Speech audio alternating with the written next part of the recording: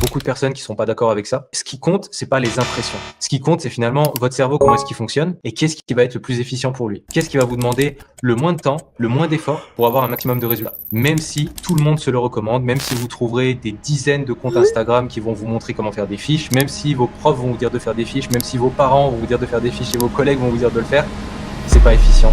Faut juste l'accepter et passer à autre chose. Donc, ce qu'on a vu hier, c'était que finalement, pour n'importe quel cours ou pour n'importe quelle matière, on avait des informations qui venaient de sources différentes, donc de TD, de TP, d'exercices, d'examens blancs, de cours, de plusieurs cours, etc., etc. On avait plusieurs sources d'informations pour un même cours, pour une même matière, qu'on va devoir finalement digérer. On va devoir digérer tout ça, faire des liens entre toutes ces informations-là, pour ensuite pouvoir les comprendre, les mémoriser et surtout les restituer en examen. C'est vraiment ça l'important. Le problème qu'on a vu hier, si vous n'avez pas vu le live d'hier, je vous invite à aller le voir après celui-là pour comprendre peut-être un peu mieux cette problématique, c'est que finalement, ça nous amène très souvent, quand on a une prise de notes qui est prise de notes classique, comme tout le monde, ça nous amène à énormément de contenu et énormément de feuilles à réviser, à apprendre et à comprendre et à faire les liens entre chaque. Donc ça pose notamment des problèmes en termes de mémorisation, en termes de temps, en termes d'énergie, en termes de motivation.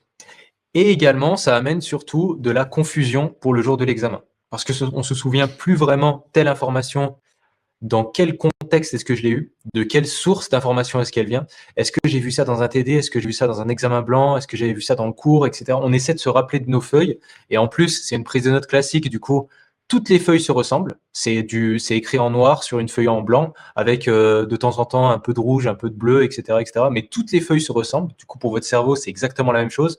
Donc, aller chercher une information dans toutes ces feuilles-là, c'est très compliqué. Et c'est pour ça que ça amène ce brouillard, finalement, le jour de l'examen, et ça amène aussi beaucoup de temps de révision, et ça amène aussi, d'ailleurs, étant donné que vous n'êtes pas forcément certain que vous maîtrisez votre cours, que vous maîtrisez la matière pour l'examen, ça amène du stress et de l'anxiété entre ce moment-là et le jour de l'examen. Et ça amène même des résultats qui sont assez négatifs derrière, comme par exemple le fait aussi d'oublier très rapidement ce qu'on a vu pour l'examen. Si vous passez l'examen un jour plus tard, en général, vous avez peut-être la moitié de la note. Parce qu'en fait, vous avez tout mis dans votre mémoire à court terme ou à moyen terme. Et du coup, c'est très compliqué de garder ces informations-là sur le long terme. D'accord. On parlera de ça notamment dans l'avant-dernier live, il me semble. On aura l'occasion de détailler ça. Donc ça, c'est le problème classique. Certains vont essayer de trouver une alternative à ce problème-là. Et du coup, ils vont se dire, alors je ne vais pas faire ça, je vais plutôt faire une fiche de révision qui va me permettre de résumer toutes ces notes-là pour pouvoir avoir déjà, en termes de quantité, beaucoup moins de quantité d'informations, et je pourrais juste réviser que ça, en fait. Et ensuite, ça, je vais le mémoriser, et en effet, je vais passer l'examen.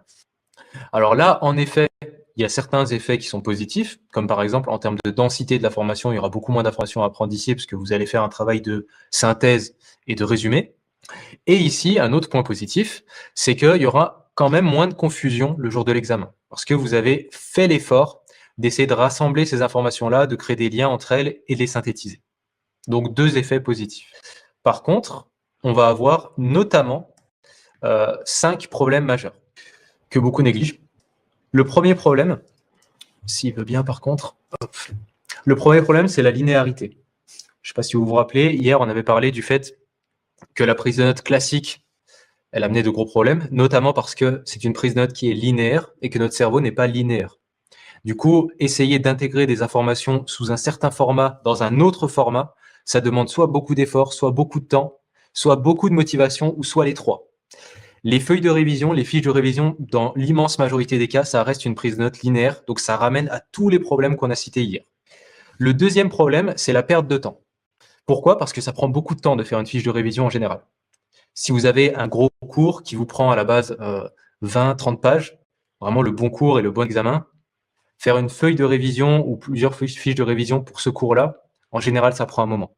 Parce que vous allez déjà parcourir tout le cours, vous allez vous dire ça, peut-être que ça va avec là, vous allez faire ce travail de synthèse, justement, qui amène des bénéfices derrière, certes, mais ça prend beaucoup de temps à faire. Okay, ça m'étonnerait même pas que ça prenne 2-3 heures facile, en fait, juste pour faire sa fiche.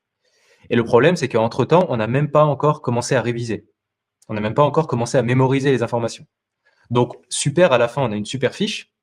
Par contre, là, l'examen, on n'est pas encore prêt. C'est juste un travail préalable. Et ça, c'est clairement de l'inefficience. Et du coup, c'est de la perte de temps. Et vous pouvez trouver ça plus en détail dans une étude qui est très intéressante. C'est une étude de John Dunlowski. C'est même une méta-étude, en fait, qui a été faite sur plusieurs méthodes de révision et en fait compare les différentes méthodes de révision. Et vous pouvez trouver ça, alors c'était à quelle page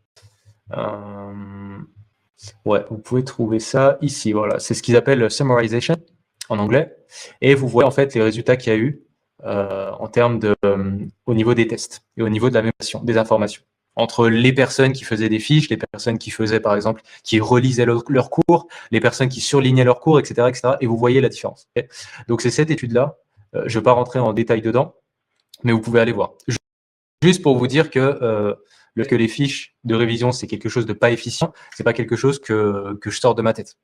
Même si vous en avez entendu parler, encore, c'est comme ça qu'il faut faire, etc., etc. Sauf que les personnes qui vous disent que c'est efficace, que ça marche, que c'est efficient même, que ça marche très bien, etc., etc. Peut-être que c'est efficace, mais c'est pas efficient. C'est pas efficient. Et en général, ces personnes-là se basent sur leur impression. Elles se basent sur le fait qu'elles ont essayé, ça avait l'air de plutôt bien fonctionner, et du coup, étant donné qu'il n'y a pas d'autre alternative, qu'elles ne connaissent pas forcément d'autres méthodes pour apprendre un cours et pour être à l'aise avec ce cours-là, et ben finalement, elles considèrent que c'est les fiches qu'il faut faire. Mais pas du tout. Ah, et pour ceux que ça intéresse, j'ai fait une vidéo où j'explique exactement comment j'ai fait pour devenir major de promo et comment vous pouvez en faire autant. C'est une vidéo qui est complète, je vous mets le lien juste là. Donc, le deuxième défaut, la perte de temps. Le troisième, le gaspillage d'énergie. Parce que cet effort-là que vous allez devoir faire pour prendre tous vos cours et vous dire, ça, je vais le mettre sur ma fiche, ça, je vais pas le mettre. Faire ce choix-là des informations qui sont pertinentes et des informations qui le sont moins, ça demande beaucoup d'énergie. Donc, gaspillage d'énergie. Parce que à la fin, alors certes, vous avez peut-être passé 2 heures, 3 heures pour faire votre fiche, peut-être même 1 heure. 1 heure, déjà, c'est beaucoup. Hein. Vous avez peut-être passé 1 heure à faire votre fiche avec beaucoup d'énergie. Donc, vous avez beaucoup moins d'énergie pour l'apprendre, cette fiche, et vous avez beaucoup moins de temps d'un coup. Donc, temps et énergie. Quatrième défaut, la passivité. Alors, je m'explique. La passivité, surtout d'un point de vue, on va dire, rétroactif, en fait. Si vous voulez, quand votre méthode de révision, c'est de faire des fiches, en cours, quand vous êtes en cours, vous savez inconsciemment, consciemment même, vous savez consciemment que vous allez faire une fiche derrière. Vous savez que le jour où vous allez réviser ce cours-là auquel vous assistez aujourd'hui, quand vous devrez réviser pour l'examen, vous allez devoir faire une fiche. Vous savez que vous allez faire une fiche quoi qu'il en soit. Du coup, ce jour-là, quand vous êtes dans ce cours-là, que vous assistez à ce cours-là, vous êtes en mode passif. Parce que vous savez que vous allez, à un moment donné, résumer ce cours-là, le retravailler. Et du coup, le jour du cours, eh ben, en fait, vous vous permettez d'être passif et d'écrire quasiment tout ce que l'enseignant dit ou tout ce que l'enseignant affiche, etc., etc. Donc, ça vous fait énormément d'informations. Et étant donné que vous êtes passif, eh ben, vous mémorisez beaucoup moins pendant le cours. Et ça vient notamment de la pyramide de Dale. Je vous l'ai simplifié ici. Donc, la pyramide de Dale, elle vous dit, ou certains l'appellent aussi le cône de l'apprentissage, c'est vraiment le B à bas dans les méthodes d'apprentissage. Donc, ce que Dale vous dit, en fait, c'est que vous avez, finalement, on peut regrouper toutes les façons d'apprendre un cours ou d'apprendre quelque chose en 2 groupes. Une façon d'apprendre qui est passive et une façon d'apprendre qui est active. Quand on est passif, on mémorise maximum 50% de l'information.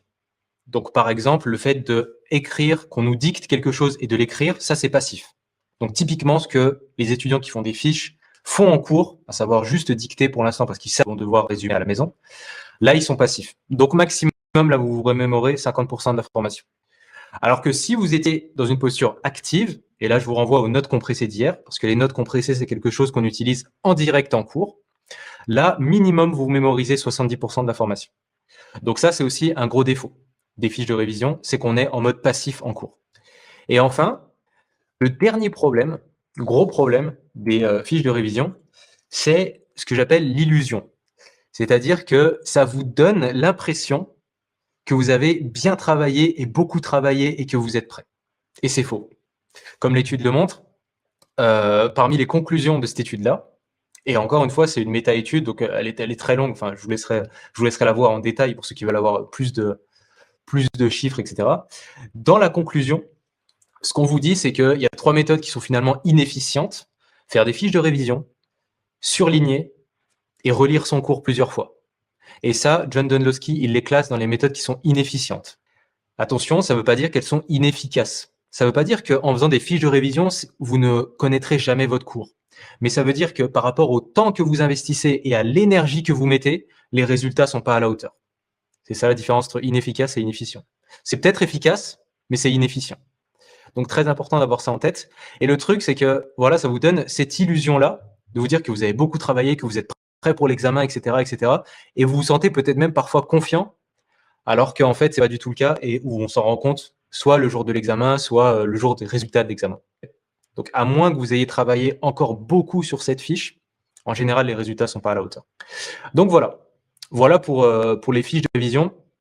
Et faut pas s'étonner. Je pense que, il y a beaucoup de personnes qui sont pas d'accord avec ça. C'est pour ça que volontairement, et comme je l'ai fait pendant ces derniers lives, je montre à chaque fois mes sources, en fait, d'où est-ce que ça vient, les études scientifiques qui montrent ces choses-là. Et ce qui compte, c'est pas les impressions. Retenez bien ça dans les méthodes d'apprentissage et dans beaucoup d'autres choses, finalement. C'est pas les impressions. J'ai l'impression que ça marche, donc ça marche. Et puis tout le monde se le conseille comme ça, fait des fiches. Moi, j'ai essayé, ça marche. Ça, c'est pas une preuve, en fait. C'est pas du tout. Ce qui compte, c'est finalement votre cerveau, comment est-ce qu'il fonctionne et qu'est-ce qui va être le plus efficient pour lui. Qu'est-ce qui va vous demander le moins de temps, le moins d'efforts pour avoir un maximum de résultats.